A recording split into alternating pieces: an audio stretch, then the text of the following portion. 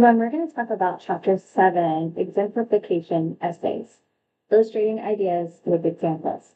So as we go through this, you'll realize that the topic that we chose for your essay is actually an exemplification essay. These essays are some of, I think, the most fun to write and the most fun to read. So let's talk about what is it, the definition of an exemplification essay.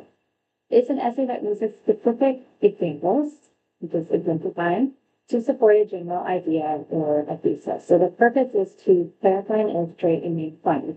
It's making a point, and then the whole essay is about supporting that point.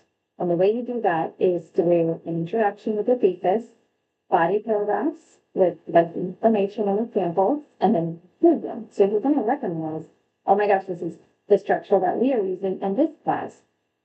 Exemplification essays are one of the most common types of essays that's coming from. So a key feature is that it uses concrete examples to make abstract ideas clearer. I'm going to give you some examples here. So how social media can negatively impact mental health. That was one of the topics that we have chosen. That would be an exemplification essay. It knew the views, examples of cyberbullying, unrealistic beauty standards, and we could even go further and talk about how it affects sexual interactions, people on their phones instead of connecting to each other. So that's the next point, right? And I'm arguing that social media can impact mental health negatively, and then the entire essay will be supporting that particular point in terms of me. Some other examples would be the effects of growing up in poverty on educational attainment, meaning with regard to poverty, I remember college, the specific study. So again, just kind of researching and finding that data to support your point. Positive in community volunteer work. So, there's a lot of nonprofits and volunteer companies, I guess I could say, here in Houston that we could use as specific examples of this. And that's always good to write something that, is beneficial to society and show you and tell you what's beneficial to society.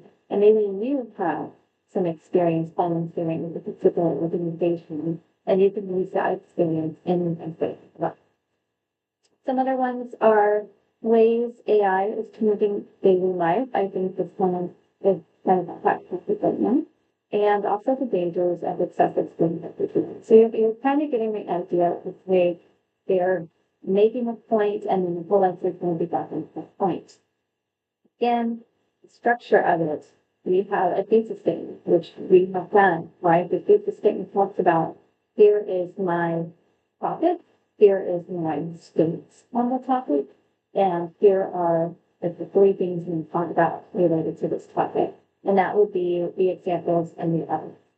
Throughout it all, we're going to use transitions. So it's not just going to be blocking one paragraph here and then blocking another paragraph down here. You need to use those transition words like also, rather than, furthermore, those kinds of things to keep it low. And then the summary statement reinforces an idea and a conclusion. So that is the conclusion piece where you're basically reiterating, yes, that things do negatively affect health and basically efficiency life.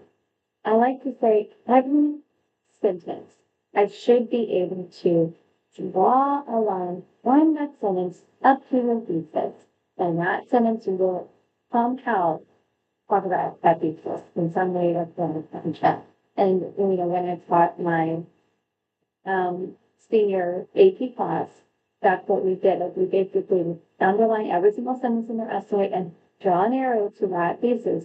And if it did not somehow link to that thesis, that sentence needed to be rewritten or taken out, because everything revolves around the statement. So that kind of goes into what I'm presenting here. You're going to choose that topic. The topic needs to be very clear, though. If it's something that you're kind of like, I can kind of go, I can see how it's fine, I'm not really sure, that's not the topic for this essay. You want to choose a topic that you have a firm stance on, and that you know you can develop a strong thesis statement on that topic. And then using the informal outline, we're going to brainstorm some ideas for your body products that again will convince whoever is reading the lesson that you are an authority on the topic and that you are. And then step 5, write an engaging introduction. So that in the textbook has some examples of engaging introductions as well. And I've already seen some student examples coming that are really cool. So one started with like a question, and then another started with kind of a personal story to kind of pop your attention as well. And they all connected to the Then you're obviously going to the other paragraphs with the examples, making sure you're utilizing those transitions to ensure a smooth flow between the 9 paragraphs. And naturally, we have a conclusion, and it says revise and edit it with clearly inconsistent. And so I'm going to say this again in probably every single video, that once we write an essay, always read it out in a student's book to catch in the areas. Even better, get somebody to read your essay back to you so that you can hear it and you can go, oh, I didn't mean to say it like that. Let me fix that. Here's some tips for effective exemplification essays. Use a variety of example types. So anecdotes that talk about like personal stories, statistics and facts that you can look up using the databases and library experience and examples. And if you need links to those databases, please just let me know in the video. So again, ensuring everything is right, you are able to draw a line and an arrow back to that thesis, and it supports that thesis. It says balance general statements with specific examples. So we don't want to talk in generalities here. We don't want to say, yes, phones are bad, phones are more. That is true, but I need some specific examples of how will that from up over the top and B. And this last bullet, this bullet right here in the frame, draw attention to it.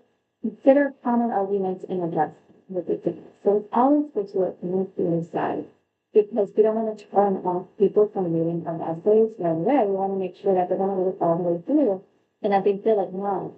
But at the same time, we want them to believe what we're saying. Like some may say phones are necessary for emergency purposes or connection to a family in other countries or whatever it may be. However, then we need to really there's some alternatives to use of this. Use vivid language to make it simple and memorable. In the textbook content great examples of vivid language. We want to make it an exciting essay to read. If you're not vivid language, we'll have to. So when we are reviewing your essay, you've done it, you want to use the test method to evaluate your essay. And you want you to do this through your essay too when you're done writing. Thesis, again, with T. Is your main idea clear and well supported? E is evidence. Are your examples specific and relevant? S, summary. Does your conclusion reinforce the main idea that you set in your thesis? And T, transitions. Do you connect ideas and examples smoothly? So again, it's all well and good to do the test method on my own essay, but it's very natural for our brain to fill in those gaps because we know what we meant to say. Having someone else do it for you, really interesting that will just kind of reiterate, okay, no way, I actually need to explain further on that particular topic. And that is it for chapter 7.